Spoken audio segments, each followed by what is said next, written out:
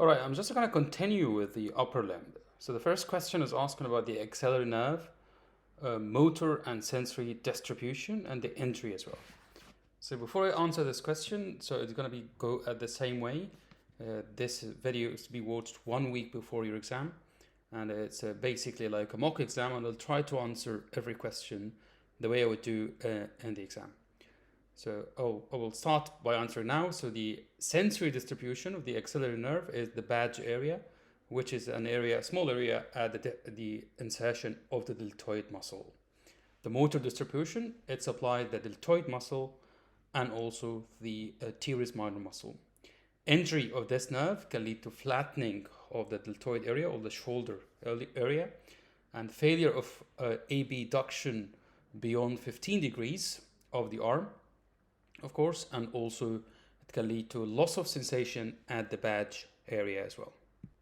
To check the answer, so motor distribution is deltoid and teres minor, and sensory distribution is the badge area or the lower half of the deltoid muscle, and the injury can lead to flattening of the shoulder, unable to abduct beyond 15 degrees, and also loss of sensation at the badge area. Okay, median nerve sensory and motor distribution. So I think from this area to the end, it will be the three important nerves of the upper limb and their injury as well. So the median nerve distribution, it can be sensory and motor. The sensory distribution will be on the palmar surface of the hand, looking at the lateral 2/3 of the palm and the lateral 3.5 finger of the palmar surface, of course. And the motor distribution of the median nerve, and the forearm, it will supply all the flexors apart from two muscles, flexor carpi ulnaris and the medial part of the flexor digitorum profundus.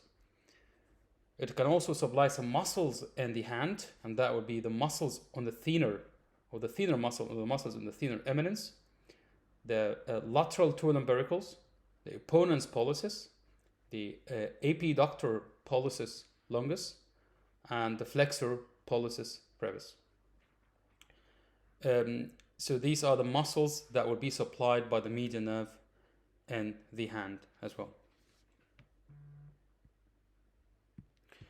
To check the answer very quickly, so we do have the sensory distribution of the median nerve. That's the palmar cutaneous branch, proximal lateral palm.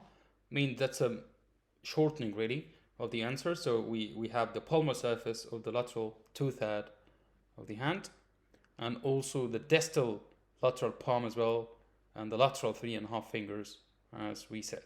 The motor distribution, that would be the forearm, all the flexors apart from two muscles, and also in the hand it will give the thinner muscles and the loaf muscles. The loaf muscles will be lateral two lumbricals, opponens pollicis, abductor pollicis brevis. I said longus, so I think it's brevis, so that was a mistake, and also flexor pollicis brevis as well. Okay, so that's one of the mistakes. So you can see here, try to identify where would be the median nerve among all of those. So I believe it will be that color would be the median nerve, that sort of pinky color, median nerve. Cool. The ulnar nerve sensory and motor distribution will be the other side of the hand. So we're talking about the palmar surface of the hand as well. And in the hand, it will take the medial 1/3 of the palmar surface of the hand and medial 1/3 of 1.5 fingers from the palmar surface as well. Motor distribution, it will supply the flexor carpi ulnaris and the forearm, and also the medial half of flexor digitorum profundus. Can also supply all the muscles in the hand apart from the loaf muscles, which we explained early. Can also give the hypothenar eminence, all the dorsal and palmar interossei, the medial two lumbricals as well. To check the answer, we'll have the sensory distribution. I mean, I know it's divided here into three branches, but the distribution will be, like I said, the medial 1/3, the medial third of the palm, and can give the dorsal branch as well, which is the medial dorsum of the hand, and also the superficial branch, distal medial palm, and the medial 1.5 fingers from the palmar surface, of course. The forearm, it can give the flexor carpi ulnaris and the ulnar part of flexor digitorum profundus, And in the hand, it can give the intrinsic muscles, hypothenar muscles, medial two lumbricals, all interossei. I did not mention the adductor pollicis. I didn't mention that. And the D part of flexor pollicis brevis, so I didn't mention those two. Okay? But generally, it will supply all the intrinsic muscles of the hand apart from the lobe muscles. Again, you can find where is the ulnar nerve on this one as well. Try to find where is that. So as you can see, it will be, again, the pinky color in the, so that's the median nerve, as you see here, but this one is the ulnar nerve, the pinky color from the medial cord. Well, that's on the wrist. So you have the ulnar nerve on the medial side, okay, and the median nerve on the lateral side, which is quite thicker than the ulnar nerve. What is the radial nerve? Sensory and motor distribution. So the radial nerve supplies the dorsum of the hand around the anatomical snuff box area, or the first web space, which is just right there.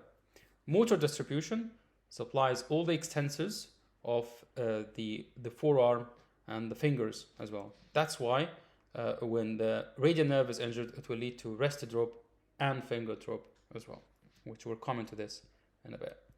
So sensory, we said first web space, and we'll explain this, and muscles, all the extensors of the elbow, wrist, and fingers. So basically, all the extensors of the upper limb. Again, you can always find where is the radial nerve, which is again the pinky color coming from the posterior cord, as you can see. All right, cool.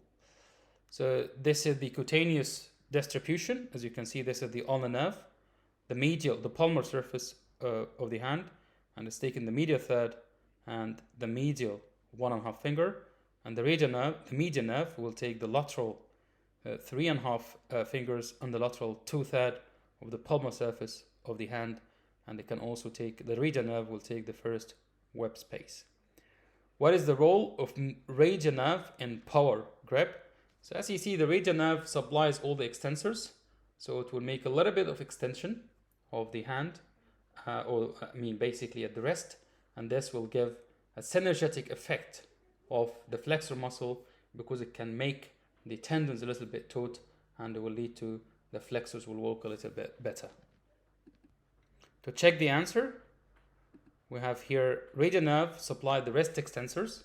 So with wrist extension, it can make a synergetic effect, which cause more efficient flexion. Let's identify this. So we're on the palmar surface. This is the hand, and this is the wrist. This is the thumb on this side, and this is the medial side. To identify 16, that will be the median nerve, all right? And to identify 25, that would be the ulnar nerve as well. The radial nerve injury in the spiral groove, so it will be all the way up. It will lead to paralysis of all the extensors of the wrist and also the fingers. So it can lead to wrist and finger drop, and of course loss of sensation in the first web space, which, like we explained earlier, so motor, extensor of the wrist and finger drop, and also sensory sensation in the first dorsal web space. Next question is asking about the median nerve injury at the elbow and the hand. The median nerve injury at the elbow, starting by that, there will be motor loss and sensory loss. The sensory loss is quite straightforward, and that will be loss of sensation of the palmar surface of the lateral 2/3 of the hand and the lateral 3.5 fingers. In terms of motor loss, paralysis of the forearm flexors, except flexor carpi annuaris and flexor digitorum profundus medial half. And this will lead to, so basically a supinated forearm due to paralysis of the pronator teres muscle. So they come from common flexor illusion. So pronator teres will be paralyzed. So basically loss of pronation or a supinated forearm. Due to paralysis of the rest of the flexors, there will be sort of ulnar deviation of the wrist and weak wrist flexion, and this is due to preserved flexor carpi annuaris and medial part of flexor digitorum profundus, and the paralysis of all the other flexors. Due to paralysis of the thenar muscle, they will lead to flattening of the thenar muscles. Due to paralysis of the lateral toe lumbricals and the flexor digitorum profundus, there will be a loss of flexion of the index and the middle finger, and this will lead to a sign of benediction. So when you ask your patient to extend their hand like that and then ask them to flex it, they'll be able to do like this. So this is called sign of benediction, and it is the opposite. It looks like, again, you know, the partial claw hand, but it's not, because you ask them to flex and they are able, but they are not able to flex those two fingers because of paralysis of flexor digitorum superficialis, part of the flexor digitorum profundus, and also the lateral two lumbaricals.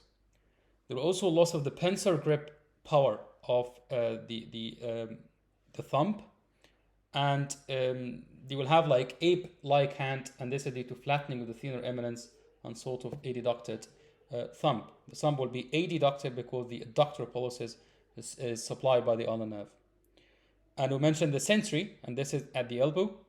At the hand, it will give quite similar presentation with just subtle differences. So I'm going to mention first at the elbow and what will happen at the elbow.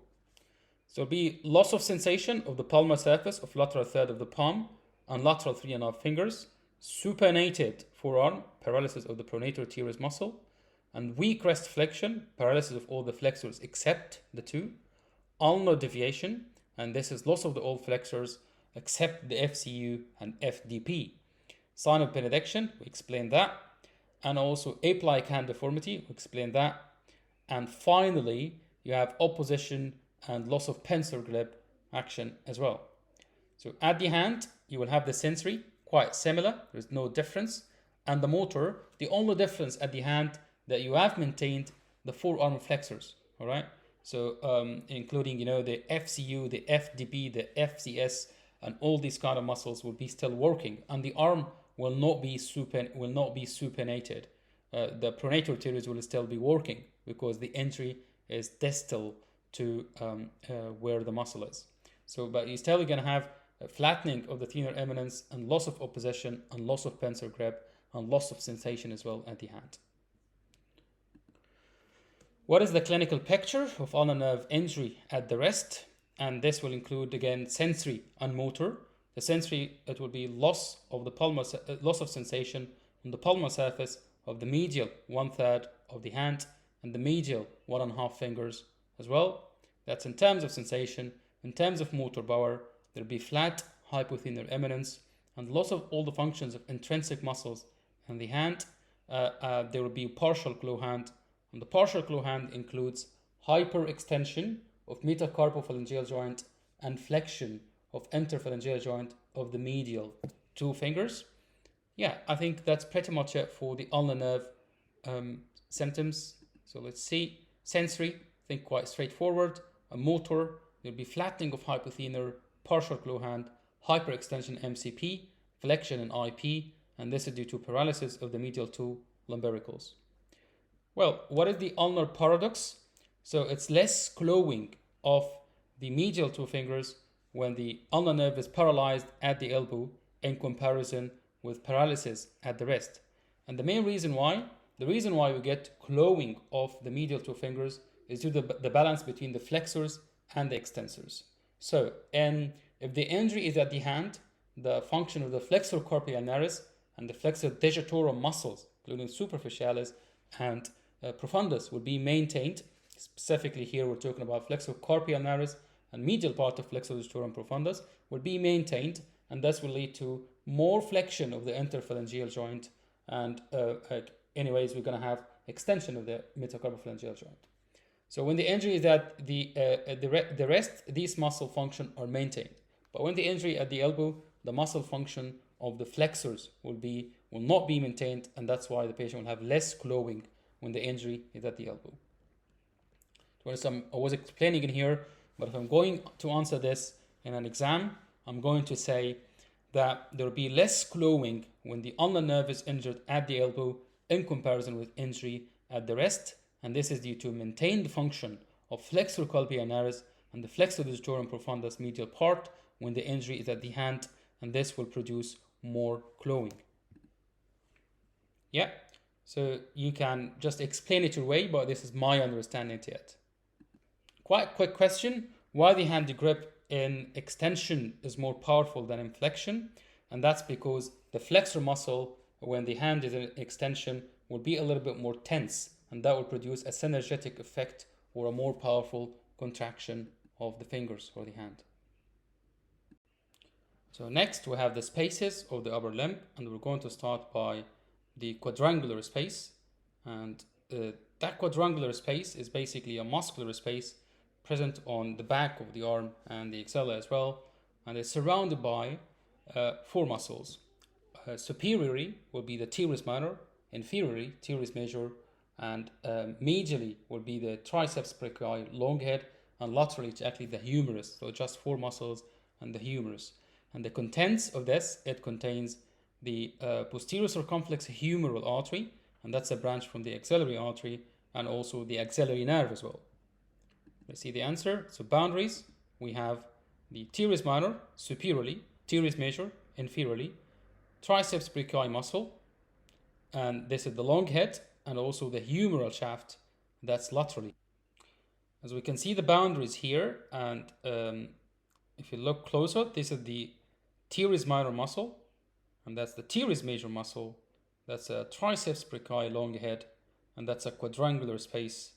You'll have the humerus somewhere as well. Okay, the contents, we explained it. There was a nice diagram in here from Dr. Kathleen, that's from Michigan. You have here the posterior circumflex humeral and the axillary nerve as well, as you can see. So that's posterior circumflex humeral, branch of the axillary artery as well. The cubital fossa, boundaries and contents. So the boundaries of the cubital fossa are surrounded by medially the lateral border of pronator teres muscle, laterally the medial border of the brachioradialis muscle. Superiorly, it's an imaginary line between the two epicondyles of the humerus, and the floor would be by the brachialis muscle, and the content would be the biceps brachii tendon, the brachial artery, and the medial nerve, and the radial nerve is more far lateral as well. The boundaries, as we can see in here, so you have the brachioradialis, this one, and on the other side you have the pronator teres, and that's the line that will be between the two epicondyles, contain the biceps tendon, the radial nerve, the medial nerve, and also the brachial artery, as you can see here. Okay, so that's the boundaries, and these are the contents, which I think we explained it. Again, that's the fossa, the cubital fossa, with its contents as well. Great. What is the carpal tunnel syndrome? So it's a syndrome which happens due to inflammation of the tendons in the carpal tunnel, and the inflammation of these tendons will lead to swelling, and it will consequently cause compression on the median nerve, and this will lead to paresthesia or even anesthesia in the median nerve distribution, with sometimes in severe cases flattening of the thenar eminence, and can mimic even median nerve injury at the hand or at the wrist. Okay. So caused by inflammation of the tendon sheath, bursitis, often result compression in the median nerve in the carpal tunnel, affecting its branches, paresthesia and anesthesia of the lateral digits, loss of strength and coordination of the first digit, specifically the thumb, and loss of opposition as well. As you can see here, this is the carpal ligament. The median nerve is going through the carpal tunnel. If it's inflamed with that red area, you can see here the median nerve between all these structures, which we're going to talk about in a minute, about the structures in the carpal tunnel, and that will include the I'm going to come to the about flexor digitum superficialis profundus, and we're going to come to it in the median nerve as well. All right, the anatomical snuff box, boundaries of the anatomical snuff box, and content as well. So this is divided into anterolateral and posteromedial. So posteromedial, this is the extensor pollicis longus, anterolateral extensor pollicis brevis, and abductor pollicis longus muscle. And it contains the beginning of the cephalic vein, the radial artery, and also the dorsal branch of the radial nerve as well. Let's see the answer. So we have the boundaries, anterolateral and posteromedial, anterolateral extensor pollicis brevis, and abductor pollicis longus. Posteromedial is extensor pollicis longus. The contents, that will contain radial artery, cutaneous branch of radial nerve, and potentially the cephalic vein as well. And as you can see, these are the boundaries. So the posteromedial, that will be the extensor pollicis longus, and the anterolateral extensor pollicis brevis, and abductor pollicis longus as well. The flexor retinaculum, we need the attachment and the structure passing below it, the flexor retinaculum. The flexor retinaculum is attached to four parts of the carpal bones. That will include the basiform and the scaphoid, hook of hamate, and also the trapezium. As far as I remember, the trapezium. I need to check the trapezium. The contents of the carpal tunnel that contain the flexor digitorum superficialis, the flexor digitorum profundus, sometimes the flexor carpi radialis, and also the median nerve. So let's check proximal, scaphoid, and pesiform. I said that. Distal, trapezium, yes, trapezium, and hook of hamate. The contents, superficialis, profundus, and the FCR, flexor carpi radialis. I did not mention the flexor pollicis longus, but median nerve is quite important. Okay, so flexor carpi radialis, the issue with that, it usually passes between, the flexor retinaculum will have two pieces on this side, and there'll be a space in between. The FCR usually pass in here. That's why sometimes we do not consider that it passes through the carpal tunnel. But mainly in the carpal tunnel, you have around 9 tendons, and these are 4 for flexor digitorum superficialis and 4 for flexor digitorum profundus, and also the flexor pollicis longus in addition to the median nerve. What attaches the extensor tendon to the phalanges? That would be an extensor expansion. If you look here, it's quite nicely drawn in here in this diagram. So these are the extensor tendon. You will have extensor expansion on the dorsum of all the fingers, as you can see this white structure.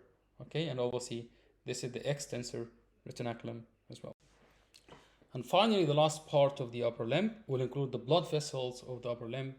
And in this way, we would have covered the breast anatomy, the osteology, and the muscles and the nerves and the spaces, and finally the blood vessels. All right. So in terms of the blood vessels, let's start by just a quick diagram, and then I'm going to start answering questions the way I do. So this is schematic approach. You have the blood vessels of the upper limb include the subclavian artery, which is a branch of, try to know it this way, it's a branch of basically either the brachiocephalic or the aortic arch. Okay, and it starts obviously from the origin, and it will end on the outer border of the first rib, and it will start to be the axillary artery. So the axillary artery beginning from the outer border of the first rib and will end at the inferior margin of teres major muscle, and then will continue as brachial artery, as you can see here, as brachial artery, and the brachial artery can keep the deep brachial artery to just around the humerus, and then will divide into ulnar artery and radial artery. So the ulnar artery can form mainly the superficial palmar arch, which we're going to talk about, and also the radial artery can participate in superficial palmar arch, but mainly form the deep palmar arch. The ulnar artery as well give a common interosseous artery, which is anterior and posterior interosseous artery, just on the top of the interosseous membrane, divides into 2 branches. So subclavian, axillary, and then brachial, and brachial will give ulnar artery, radial artery. The radial artery can give the deep palmar arch and the superficial palmar arch, and we're going to talk about this. And on the other side, the common interosseous artery, anterior interosseous, and posterior interosseous. And these are all the blood vessels of the upper limb. The first question is about the axillary artery and its branches and divisions. The axillary artery is divided by the pectoralis minor muscle into 3 divisions. The first division gives 1 branch, and that will be the superior thoracic artery. The second division gives 2 branches, and this is the lateral thoracic artery and also the thoracoacromial trunk. And the third division can give 3 branches. That's the anterior and posterior circumflex humeral artery and the subscapular artery as well. Let's see.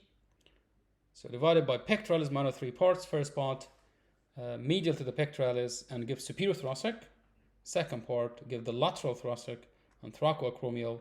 And third part will give the subscapular anterior circumflex and posterior circumflex. So you can see here, this is the pectoralis minor muscle, and it divides it into first, second, and third part. The first part to give the superior thoracic artery.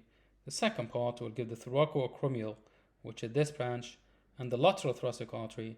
The third part will give the subscapular, as you can see here, and the anterior and posterior circumflex humeral arteries. Identify these numbers. So you can see here, this is the cubital fossa. You can use this one for the boundaries and so on. But let's go to the question. We need to identify 4. That's the brachial artery. If you remember, the brachial artery divides into, from the early diagram, into an ulnar and radial artery. Okay, and the ulnar artery will give 2 common branches. Branch, and the common branch will give anterior interosseous and posterior interosseous. Okay, number 2 is the anterior interosseous nerve, and 12 is the median nerve. And as you can see here, the median nerve and the brachial artery are in the substance or basically in the space of the cubital fossa. So the answers, just to check: 2 anterior interosseous nerve, and 4 brachial artery, 12 with median nerve. Let's identify more structures in here. Next is asking to identify a few structures. I'm going to identify and then we can explain. So number 31 is the ulnar artery, and that's on the right hand, so that's the right ulnar artery. 27 is the right radial artery, and 30 is the superficial palmar branch of the right radial artery. 29 is the continuation of the right ulnar nerve. It's quite important to mention right and left, despite I did not mention them here. The superficial palmar arch, and how is it formed? Superficial palmar arch is present in the palmar surface of the hand, and it is superficial to the flexor tendons. It's formed as a continuation of the ulnar artery, with forming anastomosis with the superficial palmar branch of the radial artery on the other side, and it gives multiple interdigital branches to the fingers, basically. So lies superficial in the hand, lies superficial to flexor tendons, and forms the following mainly from the ulnar artery, superficial palmar branch of the radial artery, and it gives palmar digital branches, as you can see here. That's an ulnar artery, and then superficial palmar arch and multiple digital branches in the other section.